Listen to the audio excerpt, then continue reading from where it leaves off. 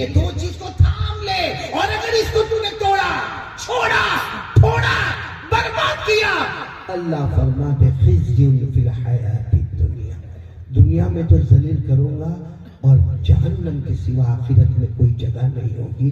सहाबा किराम सारे बैठे थे, सबके कान खड़े हो गए कि अल्लाह के रसूल कौन सी दो चीजें हैं? हमारे नबी ने नंबर 1 फरमाया अल कुरान, कुरान छोड़कर जाता हूँ। क्या छोड़कर जाता हूँ? आवाज नहीं आ रही, बोलो क्या छोड़कर जाता हूँ?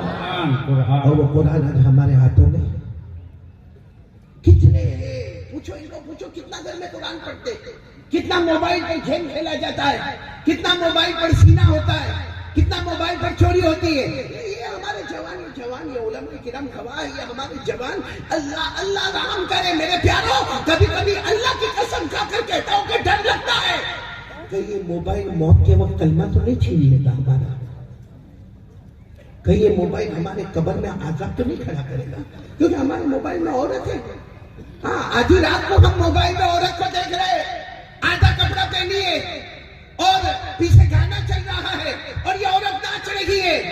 ये 12 मिनट की क्लिप आधी रात को हमारा जवान देखता है, जिस वक्त अल्लाह के वली तहज्जुद में रोने का काम करते हैं, ये नंगी औरत को अपने कमरे में बैठकर मोबाइल पर देखता है। अच्छा, सिर्फ देखता नहीं है, यहाँ बात खत्म नहीं होती, देखता नहीं है, आधी रात को अपने दोस्त को फोन करता है, तू जाग रहा है? तो नाला कम बखत वो भी गेम खेलता होगा, एपिसोड देखता होगा, वो कहता हाँ मैं जाग रहा हूँ, क्या हुआ? बहुत अच्छी क्लिप आई है, मैं तेरे को भेजता हूँ। ये क्या करे, बटन दबाया, वो क्लिप उसके पास गई, 15 मिनट उसने क्लिप देखा, उसके बाद उसको फोन करके कहता है वेरी हॉट है, बहुत अच्छा, बहुत अच्छा। ए मेरे प्यारों, क्या जगह का नाम क्या है? जद्दूपुर वालों, मेरे को ये बताओ, ये जो औरत का हमने वहां पे क्लिप भेजा अपने दोस्त को, अगर वो हमारी बेटी होती तो सोचो थोड़ी देर के लिए, अगर वो हमारी बेटी होती, चलो बेटी नहीं, बहन होती, हमारी माँ होती, बीवी होती, हमारे घर की इज्जत हमारी बहू होती, क्या आप उसको आधी रात को कहते कि मैं 15 मिनट का क्लिप भेज रहा हूँ, बहुत हॉट है, मेरी बेटी नंगा नाच करती है, कोई बात को ये गवारा नहीं होता? तो क्या हमारा इस्लाम धर्म हमको ये सिखाता है कि हम किसी भी औरत का ऐसा मजाक उड़ाते हैं? क्या हो रहा है हमारे मोबाइल में, क्या हो रहा है? मोबाइल बनाने वाले ने बहुत अच्छा काम किया, और आज भी मैं कहता हूं अल्लाह की कसम, बोलो मोबाइल हलाल, बोलो मोबाइल हलाल है, मोबाइल जायज है। अगर ये मोबाइल हराम होता तो ये उलमा के पास मोबाइल ना होता, हमारे मस्जिदों के इमाम और अजान देने वालों के पास मोबाइल ना होता, अगर ये मोबाइल हराम होता तो दावत और तबलीग के साथियों के पास मोबाइल ना होता, अगर मोबाइल हराम होता तो खानका में अल्लाह अल्लाह करने कराने वालों के पास मोबाइल ना होता। मोबाइल हलाल है, जायज है, मगर जो फॉर्मेट हमारा है वो आखिरी दर्जे का नंगापना और हराम है। किसी मुफ्ती से जाकर ये मत पूछना कि मुफ्ती साहब मोबाइल का इस्तेमाल करना कैसा, वो कहेगा जायज है, उसको बताओ ये मेरा फॉर्मेट है, अब मोबाइल का इस्तेमाल करना कैसा। बात समझ में आ रही है आप लोगों को? हमारे मोबाइल में जिना होता है, हमारे मोबाइल में चोरी होती है, हमारे मोबाइल में रियाज का कारोबार होता है, होता नहीं होता? बोलो, हमारे मोबाइल में सूद इनकेस का कारोबार होता है, हमारे मोबाइल के जरिए झूठ बोला जाता है, हमारे मोबाइल में गीबत होती है, हमारे मोबाइल में ब्लैकमेल होता है, हमारे मोबाइल में इल्जाम लगाया जाता है, हमारे मोबाइल में एपिसोड पर एपिसोड देखा जाता है, गेम पर गेम खेली जाती है, स्नैपचैटिंग होता है, पबजी खेला जाता है। अरे मेरे प्यारों, ये मोबाइल की वजह से हमारी माँ भी हमसे नाराज है ना, बेचारी समझाना चाहती है, लेकिन हिम्मत नहीं कि बेटे को बोले कि बेटा मोबाइल छोड़ दे। एक बाप देखता है मेरा बेटा पूरा दिन मोबाइल, पूरा दिन मोबाइल, पूरा दिन मोबाइल, लेकिन वो बाप की हिम्मत नहीं कि अपने बेटे को कहे, वो किसी और को कहता है भाई मौका मिले तो मेरे बेटे को जरा समझा देना। तो मेरे दोस्त को, ये मोबाइल की वजह से माँ के पाँव के नीचे तो जन्नत है ना, कहीं वो जन्नत हमने हटा तो नहीं दिया? अरे हमारा बाप जन्नत का दरवाजा है, ये मोबाइल की वजह से कहीं जन्नत का दरवाजा तोड़ तो नहीं दिया? हमारी बीवी जो हमारे घर में कपड़ा भी धोए, बर्तन भी मांजे, ये मोबाइल की वजह से उसका भरोसा हमसे खत्म हो गया। क्या कयामत में वो बीवी अल्लाह के सामने खड़ी होगी तो हम क्या जवाब देंगे मेरे दोस्तों?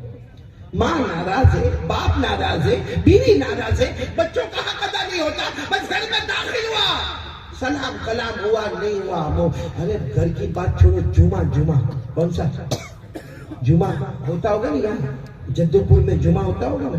आप देखो हमारे जवानों को देखो, जैसा जुमा की नमाज खत्म हुई ना, इमाम साहब ने सलाम फेरा, अस्सलाम वालेकुम रहमतुल्लाह, अस्सलाम वालेकुम रहमतुल्लाह, और इमाम साहब ने दुआ के लिए हाथ उठाए, कुछ जवानों ने निकलना शुरू किया, अरे चलो हो गई जुमा हो गई, सुन्नत तो नवाफिल घर में जाकर पड़ेगा। काय का सुन्नत तो नवाफिल घर में जाकर पड़ेगा, सीढ़ी उतरता है और जेब में हाथ जाता है, क्या निकलता है मोबाइल, और अपनी बाइक होगी ना टू व्हीलर, वहां पहुंचने तक तो क्यों क्या हो गया भाई? हा? मुझे किसी ने गुजरात में कहा था, मौलाना कुछ लोग उंगली बहुत करते, मैंने कहा देख ले यही करते, ये जो करते, ये उंगली नहीं करते तो क्या करते? सही कह रहा हूँ गलत कह रहा हूँ दोस्तों? क्यों क्यों क्यों ये जवानी कैसी? क्या हमको अल्लाह का डर नहीं है? मैंने बोलो ना, क्या हमको अल्लाह का डर नहीं है? क्या अल्लाह की पकड़ का हमको डर नहीं है? मेरे दोस्तों कुछ दिन पहले हमने हालात सुने और सुन रहे, दुआ करो कि अल्लाह सबकी हिफाजत फरमाए, लेकिन हमने हालात सुने, माओ ने अपने दूध पीते बच्चे की लाश अपनी गोद में देखी, दादाओं ने कितने पोते को दफन कर दिया, नानाओं ने कितनी नवासी को दफन कर दिया। क्या मोहब्बत होगी नाना को अपनी नवासी से, क्या मोहब्बत होगी दादा को अपने पोते से। कितने दूध पीते बच्चे चले गए मेरे प्यारों। हाँ, वो अजमेर वाले बाबा है ना, कौन, ख्वाजा मोइनुद्दीन चिश्ती, बोलो कौन, ख्वाजा मोइनुद्दीन चिश्ती, उनका एक जुमला अगर हमको समझ में आ जाए ना, वो फरमाते दुनिया के किसी भी कोने में हालात आए, दुनिया के किसी भी कोने में हालात आए, अजमेर वाले बाबा ख्वाजा मोइनुद्दीन चिश्ती फरमाते तू सुधर जा, नमाज में आ जा, तौबा में आ जा, क्योंकि जो खुदा वहां भेज सकता है वो खुदा यहाँ भी भेज सकता है। इसलिए मेरे प्यारों, हाथ जोड़कर आपसे आज कहना चाहता हूँ, हमारे जवानों, हमारा ईमान हमसे बहुत दूर होता जा रहा है, बहुत दूर होता जा रहा है हमारा ईमान। मेरे दोस्तों, आप मुझे ये बताओ कि हजरत उमर का ईमान मजबूत था कि नहीं था? यानी ऐसे नहीं, आवाज से बोलोगे, हजरत उमर ईमान वाले थे ना, और मजबूत ईमान वाले थे ना। हमारे नबी के बाद कोई नबी आने वाला, बुलंद आवाज से बोलो ना, हमारे नबी के बाद कोई नबी आने वाला? अल्लाह ने फरमाया, मा कान मुहम्मदुन अबा अहदिन मिन रिजालिकुम वलाकिन रसूलुल्लाहि व खातमन नबिय्यीन। अल्लाह तबारक व तआला फरमाते मेरे मोहम्मद आखिरी नबी के बाद बोलो कोई नबी आने वाला, कोई नबी नहीं। मेरे क्या नाम है, जद्दूपुर ना, मेरे जद्दूपुर वालों, कोई नबी आने वाला नहीं। लेकिन एक मर्तबा हमारे नबी ने फरमाया, लौका नबादी नबी लकाना उमर। हमारे नबी ने फरमाया, हाँ सही है, मेरे पास कोई नबी नहीं, कोई ना नबी आबादी। हमारे नबी ने फरमाया, मेरे पास कोई नबी नहीं, लेकिन अगर अल्लाह किसी को नबी बनाते तो उमर को नबी बनाते।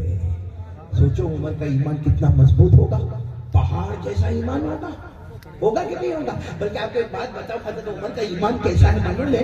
हजरत उमर के बारे में ईरान जो नाम सुना ना आपने, वह ईरान में मशवरा होता है और बड़े बड़े लोग जमा हुए हैं और बड़ा इनाम रखा है। वे कौन है जो मदीना जाए और उमर की गर्दन लेकर आ जाए, उमर को कत्ल करे और उनकी गर्दन लेकर आए, मुंह मांगा उसे इनाम दिया जाएगा। बड़े बड़े इनाम और बड़े बड़े लोग तैयार। वो ईरान में कोई होगा जवान, हट्टा कट्टा, लंबा चौड़ा, और उसको बहुत कुछ आता था।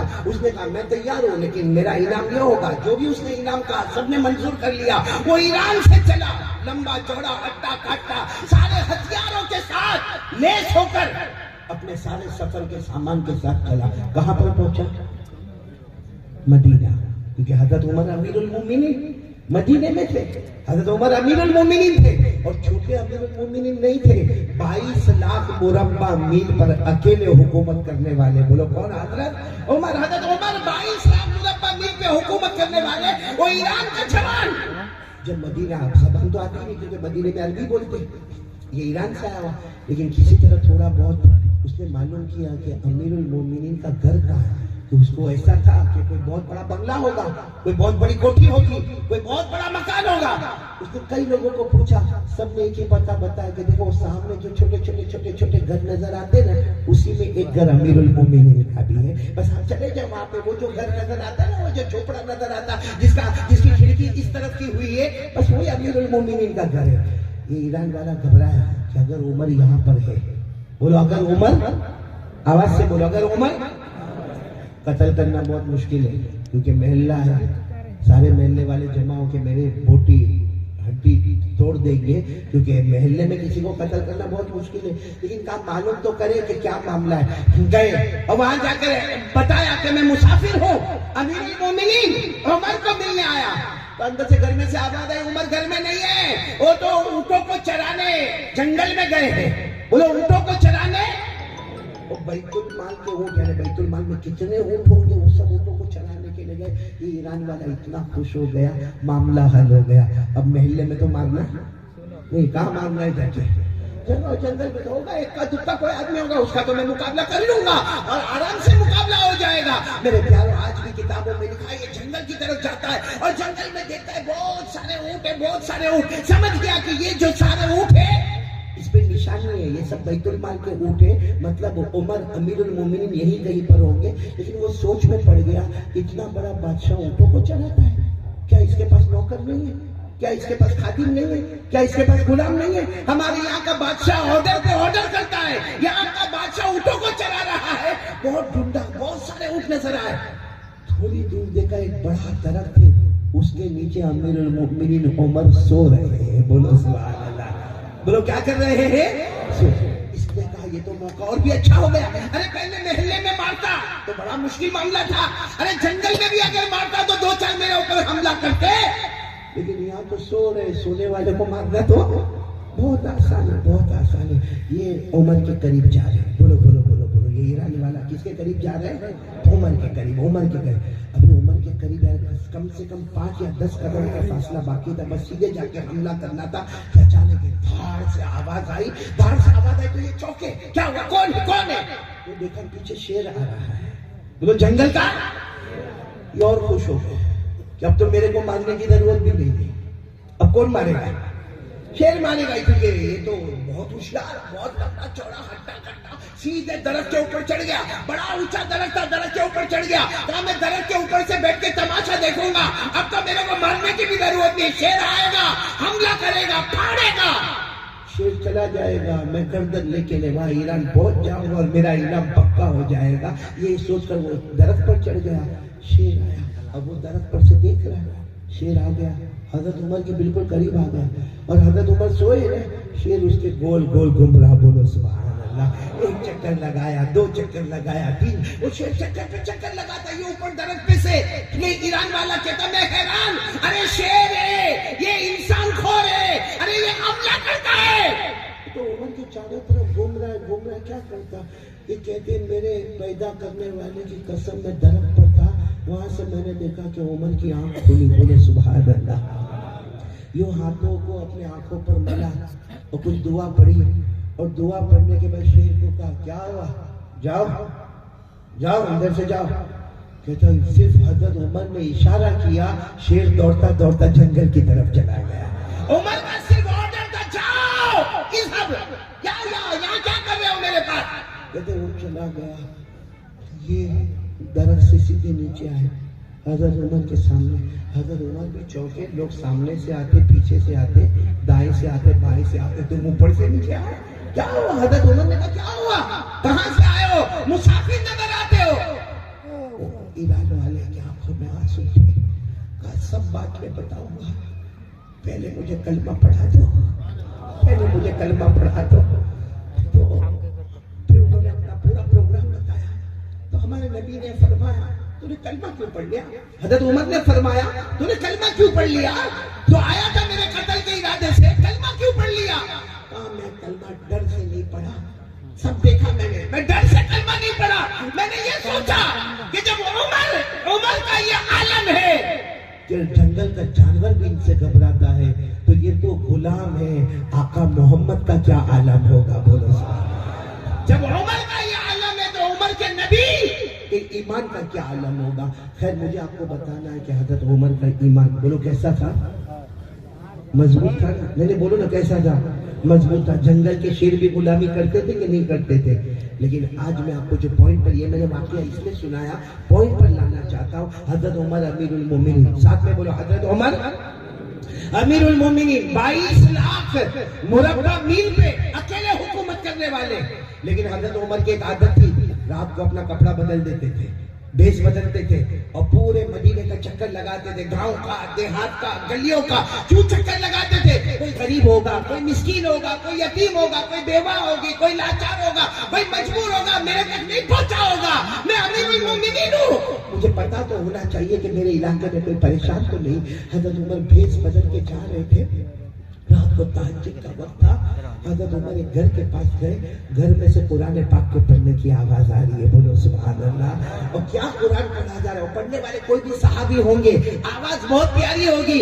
वो कुरान पढ़ रहे हैं, वत्तूरी व किताबिन मस्तूर फी रक़्क़िन मनशूर वल बैतिल मामूर वस्सक़फ़िल मरफ़ूअ वल बहरिल मस्जूर इन्ना अज़ाब रब्बिका लवाक़िअ मा लहू मिन दाफ़िअ। यानी वो पढ़ने वाले तो अपना कुरान पढ़ रहे, 27वां पारा सूरह नूर पढ़ रहे, लेकिन उसमें एक आयत आती है, इन्ना अज़ाब रब्बिका लवाक़िअ।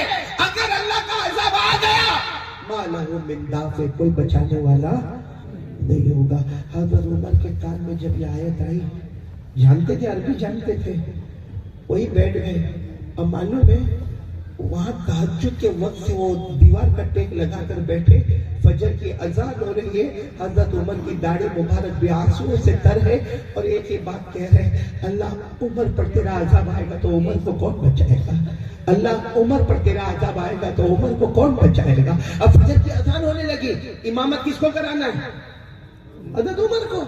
अमीरुल मोमिनीन वही है। और उस जमाने में ऐसा होता था कि अजान होती थी और सारा मजमा, सारा का सारा मजमा फजर की नमाज के लिए जा रहा है, अजान हो रही है और सारा मजमा जा रहा है, लेकिन सबकी नजर पड़ रही है कि हमारे इमाम साहब और हजरत उमर ये रो रहे हैं, लेकिन किसी की हिम्मत नहीं कि उमर को जाकर पूछे। सब मस्जिद में सुन्नतें पढ़ रहे या घर से सुन्नतें पढ़ के जा रहे हैं, लेकिन फिर सब लोग मशवरा करते कि उनको कौन कहेगा, वो तो रोए जा रहे हैं। तो इनके बेटे हजरत अब्दुल्ला गए और जाकर कहा, अब्बा सब लोग इंतजार कर रहे हैं, फजर का वक्त हो गया है, आपकी सुन्नतें बाकी है, आपको इमामत कराना है। तो हजरत उमर ने अपने बेटे को कहा, बेटा क्या करूं, जब उमर पर अल्लाह का अज़ाब आएगा तो उमर को कौन बचाएगा, उमर पर अल्लाह का अज़ाब आएगा, उमर को कौन बचाएगा। इनके बेटे वो इनसे भी नरम दिल थे, अब्बा की गोद में सर रखा, अब्बा आपने तो बहुत काम किए, आपके बेटे पर अज़ाब आएगा तो कौन बचाएगा। मेरे दोस्तों, ये वो लोग थे जो इससे डरा करते थे कि अल्लाह का अज़ाब आएगा तो कौन बचाएगा। मेरे जवानों, आज हम लोग नशा करते हैं, नशा करते हैं, किसी को बीड़ी की आदत, किसी को सिगरेट की आदत, किसी को तंबाकू की आदत, किसी को गुटखा विमल की आदत, कोई ड्रग्स लेता है, कोई पाउडर खाता है, कोई खांसी के सिरप पीता है। क्या हमको ये डर नहीं? हजरत उमर को तो डर है कि मेरे अल्लाह का अज़ाब आएगा तो मुझे कौन बचाएगा। हम क्या, हमारा ईमान इतना मजबूत हो गया कि हम अल्लाह को भूल गए। क्या करेंगे मेरे प्यारों, अल्लाह को भूल के मौत तो आनी आनी है ना। अरे बोलो ना, आनी के नहीं आनी। कब तक ये जवानी का नशा रहेगा, कब तक ये जवानी का नशा रहेगा। और ये जितनी चीजें हम इस्तेमाल करते हैं ना, चाहे बीड़ी हो, सिगरेट हो, तंबाकू हो, गुटखा हो, ड्रग्स हो, पाउडर हो, एमडी हो, ये जितनी चीजों का हम इस्तेमाल करते हैं, हम समझते हैं आई एम यंग, मैं जवान हूँ, मेरे पास वेस्टर्न स्टाइल है, मेरा चलने का तरीका, मेरा बोलने का तरीका, मेरी बाइक, मैं बहुत होशियार हूँ। मेरे प्यारों, जिस दिन एक बीमारी आती है ना, फिर बचाने वाला कोई नहीं होता। सही कह रहा हूँ, गलत कह रहा हूँ? कितने लोगों को कैंसर हो गया, हाँ? वरना पहले हमारा जवान, आपने यहाँ जद्दूपुर में भी देखा होगा, हमारा जवान बाइक पर बैठता है और बिल्कुल जहां सारा मजमा होगा ना, वहां जाके ट्रैफिक नहीं है, लेकिन जोर से बाइक का ब्रेक मारेगा। क्यों बाइक का ब्रेक मारेगा? सब लोग देखे और वो जेब में से निकालेगा। क्या क्या बोलते आप लोग? हाँ, अभी ये हाथ पे थोड़ा टक टक टक टक करेगा, हाँ, फिर यूं खोलेगा, हाँ, अबे हाँ करके ऐसा पिएगा जैसे शरबत पी रहा है। सही है कि नहीं? लेकिन ये जो चीज गलत है वो गलत है, नशा गलत है तो गलत है। पाउडर भी खाना गलत है तो गलत है, ड्रग्स लेना गलत है तो गलत है। होता क्या है मालूम है, नहीं सुधरता नहीं है, वो रोज रोज रोज रोज लेता जाता, फिर ये जो मुंह है ना, मुंह ये छोटा हो जाता है। कैसा हो जाता है? फिर क्या करता है मालूम है, ये हाथ में लेके यूं करेगा, एक हाथ से दरवाजा खोलेगा, दूसरे हाथ से एंटर हो जाएगा। सही कह रहा हूँ गलत कह रहा हूँ? तो इतना छोटा सा मुंह हो जाता है। डॉक्टर के पास जाए, अब डॉक्टर को मालूम है भाई, डॉक्टर माहिर है, चेहरा देखकर समझ जाता है कि इसको कैंसर है, लेकिन डॉक्टर को भी तो अपना बिल बनाना है। तो ये करना, वो करना, ऐसा करना, वो करना, यूरिन टेस्ट होगा, ब्लड टेस्ट होगा, पीठ में से पानी निकाला जाएगा, फिर इसका ये होगा, फिर वो होगा, लेबोरेटरी में जाएगा, ये करेगा, करते कराते डॉक्टर आखिर में कहता है लास्ट स्टेज ऑफ कैंसर, 2 महीने बचे हैं। और वो पूरी गवर्नमेंट ने कहा मास्क नहीं लगाने का, वो मास्क लगा के घूम रहा है, क्योंकि यहाँ उसका मुंह छोटा हो गया है, ऑपरेशन हो गया, जबड़ा फाड़ दिया गया। मेरे प्यारो, क्या कयामत में इसका जवाब नहीं देना पड़ेगा? मुफ्ती अली साहब, एक बड़ा अजीब मामला, मैं गुजरात में था, एक ने मेरे को आकर कहा मौलाना मेरा भाई 32 साल का है, वो खा खा के, तंबाकू खा खा के कैंसर हो गया, मर गया, वो शहीद हुआ कि नहीं हुआ? यानी वो मेरे को फतवा पूछता है कि मौलाना लिख के दे दो ना कि मेरा भाई शहीद हो गया, मैं मेरे खानदान वालों को बताऊं। मैंने कहा गुटखा खा के मरा, तंबाकू खा के मरा, ऑपरेशन करा के मरा। मैंने कहा सुनो, मैं आज मसला बताता हूं, कोई अपने गुनाहों की वजह से बीमार पड़े, कोई अपने गुनाहों की वजह से, भाई हमारे गुनाहों की वजह से अगर हमारा ये जबड़ा खराब हो गया, हमारे गुनाहों की वजह से अगर हमारा हाथ और पांव खराब हो गया, तो अल्लाह फरमाता है कयामत में एक एक बदन के टुकड़े का जवाब देना पड़ेगा। ये कुरान में लिखा है, कुरान में 15वां पारा, अल्लाह तबारक व तआला फरमाते हैं इन्नस समा वल बसर वल फुआद कुल्लु उलाइका काना अन्हु मसऊला। अल्लाह तबारक व तआला फरमाते तेरे कानों का, तेरी आंखों का, तेरे दिल का, बदन का जो भी टुकड़ा तूने गुनाहों की वजह से डैमेज कर दिया, बोलो कल कयामत में। हाँ, लेकिन अगर आदमी कभी बीड़ी, सिगरेट, तंबाकू, गुटखा कुछ नहीं, और बेचारे को कैंसर हो गया, हाँ फतवा दे दो कि शहीद होकर दुनिया से जा रहा है। लेकिन मेरे प्यारों, क्या ये सब करना चाहिए जो हम करते हैं? क्या हमको अल्लाह का डर नहीं लगता? मेरे दोस्तों, कैंसर वाले को पूछो कैसा होता है, कैसा होता है, आखिरी घड़ी में क्या क्या हालात उसके ऊपर आते हैं। मेरे दोस्तों, वो कैंसर जब बदन में फैलने लगता है, लेकिन फिर भी हमारी तबीयत में सुधार नहीं आता ना। हम ना तो अपनी माँ के बने, हम सही में अपनी माँ के भी नहीं बने, अपने अब्बा के भी नहीं बने, हम अल्लाह के भी नहीं बने और मुस्तफा के भी नहीं बने। हमको सिर्फ अपनी मर्जी प्यारी है मेरे प्यारों, जिसकी वजह से आज बर्बादी और तबाही के सिवा हमारे पास कुछ नहीं है। मैं पूछना चाहता हूँ, माँ की कौन मानता है? माँ को माँ कौन समझता है? पूरा मजमा है। अगर ये ऐलान हो गया भाई कारी अहमद अली का बयान होने वाला, या चलो ये ऐलान हो जाए कि यहाँ शादी का मंडप लगने वाला, या ऐलान हो जाए कि यहाँ पर बहुत बड़ा फंक्शन होने वाला, यहाँ के जिम्मेदार जवानों को जमा करेंगे, भाई कौन कौन हमारे साथ खिदमत करेगा, कौन कौन हमारे वॉलंटियर हजरात होंगे। बहुत अच्छा है, सारे के सारे जवान आ जाते और आकर कहते आप लोगों को फिक्र करने की जरूरत नहीं है, कुर्सी लगाना हमारा काम होगा, टेबल लगाना हमारा काम होगा, खाना खिलाना हमारा काम होगा, अरे चावल हम लेकर आएंगे, अरे सालन हम लेकर आएंगे, अरे मंडप हम लगा देंगे, लाइट हम लगा देंगे। बहुत अच्छा है, मखलूक की खिदमत है। लेकिन इसमें से किसी एक जवान को पूछो, माँ का पांव दबाता है कि नहीं दबाता? माँ के सर पे कभी मोहब्बत से हाथ फेरता है कि नहीं फेरता? आपको एक बहुत अजीब बात सुनाओ, हो सकता आपके जद्दूपुर में नहीं हुए और बोलो आमीन नहीं हुए, लेकिन एक बहुत मालदार हमारे गुजरात का मेरे को मिला और इतना रोने लगा। मैंने कहा भाई अल्लाह का बंदा रोता का है, कोई जो है वो बता दे ना। तो कहता मैं रोता इसलिए हूँ कि रोज रात को मैं अपने सिटिंग रूम, भाई बड़ा मालदार है, कहा मेरा कमरा है, मैं ईशा की नमाज पढ़ के वहां बैठ के मेरी तस्बीहात पढ़ता हूँ। रोज रात को मेरा बेटा घर में दाखिल होता है, हाथ में मोबाइल होता है और मेरे सिटिंग रूम में चक्कर लगाते हैं, मोबाइल पे इधर जाके बात करता है, उधर से बात करता है, इधर बात करता है, उधर बात करता है, फिर अपने कमरे में चला जाता। एक बार भी मुड़ के पूछता नहीं कि अब्बा आपको शुगर है, कोई तकलीफ तो नहीं होता? अब्बा आपको प्रेशर है, आपने दवा तो ली कि नहीं? अब्बा आपका पाँव तो नहीं दुखता? और फिर मुझे रोकर क्या कहता है, कारी साहब क्या बयान में कहते हो? बयान में कहते हो कि बाप जन्नत का दरवाजा है। मुझे कहता कारी साहब गवा लेना, कयामत में गवा लेना। उसने अपने जन्नत का दरवाजा तोड़ दिया है, वो कभी भी जन्नत में नहीं जाएगा। ये बाप की बद्दुआ नहीं तो क्या है? पूछो आज बूढ़े बाप को, पूछो कितना बेटा पूछता है, बल्कि बारी लगती है बारी। कितने भाई हम लोग? 4। कितने भाई? 5। 15 दिन माँ बाप तेरे घर में, 15 दिन तेरे घर में, 15 दिन तेरे घर में, 15 दिन तेरे घर में। अल्लाह को हासिल नासिल रखकर बताओ, जब हम छोटे थे क्या हमारे माँ बाप ने हमको तकसीम किया कि मेरा बड़ा बेटा वो घर पे रहेगा, मेरा दूसरा बेटा उधर जाके रहेगा, तीसरा बेटा उधर जाके रहेगा? क्या हमारे माँ बाप कोई बंदर है जो एक डाली से लेकर दूसरी डाली, दूसरी डाली से तीसरी डाली? मेरे प्यारों, ये जो हम नशा करते हैं ना, नशा आपको नहीं मालूम है, नशा बहुत खतरनाक है। बोलो ये नशा बहुत खतरनाक है। आज आपको मैं एक वाकया सुनाने जा रहा हूँ, आपकी अकल हैरान हो जाएगी। मेरे दोस्तों, एक बहुत बड़े अल्लाह के वली बोलो या हदीस के इमाम बोलो, हजरत फजल बिन अयाज, बोलो क्या नाम? आप सिर्फ फजल याद रखो, क्या नाम? हजरत फजल।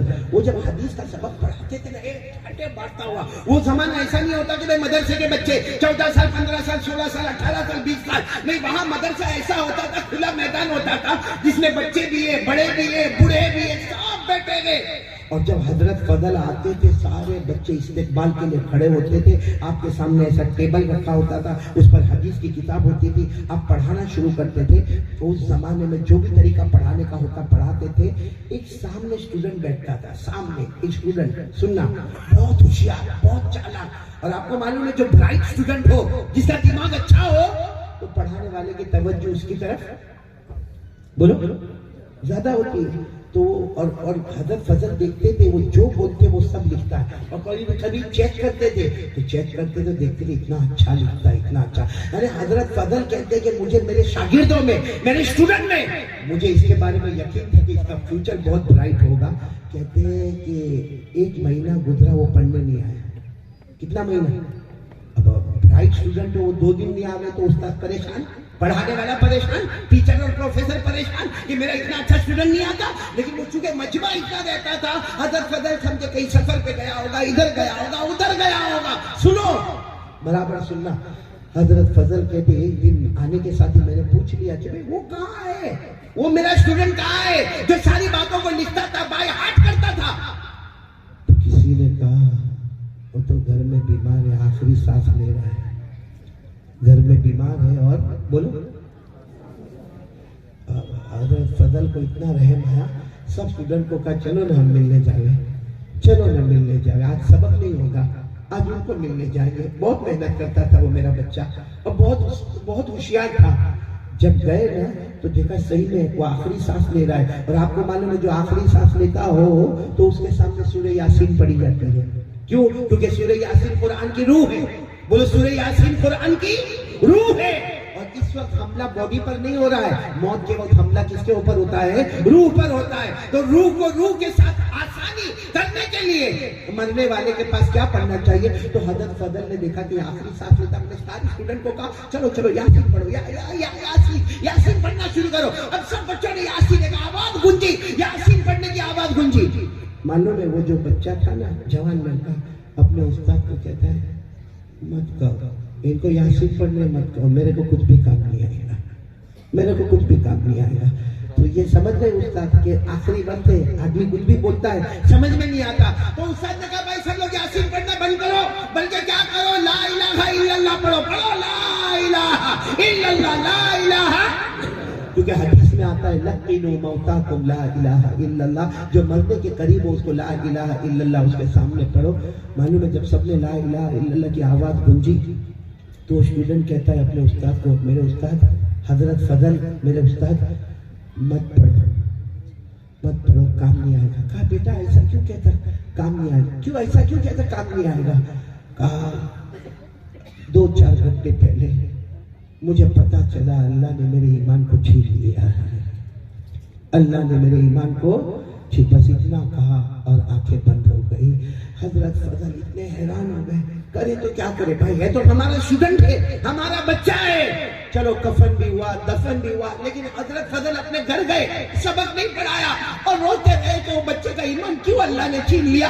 उसने साफ कहा कि यासीन पढ़ने से काम नहीं होगा, ला इलाहा इल्लल्लाह पढ़ने से काम नहीं होगा। हजरत फजल कहते इसी हालत में रात को मैं सोया तो मैंने मेरे उसी स्टूडेंट को देखा, कब्र में चारों तरफ से आग चल रही है। मैंने कहा बेटा ये सब क्या है, क्या है? तू इतना अच्छा पढ़ने वाला, तू इतना अच्छा पढ़ाने वाला, तू इतना अच्छा सुनने वाला, इतना अच्छा याद करने वाला, तुझे क्या हुआ? कहा मेरे उस्ताद, 2 गुनाह की वजह से अल्लाह ने मेरा ईमान छीन लिया। हजरत फजल कहते मेरे अल्लाह की कसम, मैंने पूछा कौन से 2 गुनाह? तो कहा मैं लोगों से जलन बहुत रखता था, जेलसी, लोगों से जलन। और नंबर 2 कहा कभी कभी मैं नशा करता था, कभी कभी मैं नशा करता था। ये 2 गुनाह की वजह से अल्लाह ने मौत से पहले मेरे ईमान को छीन लिया और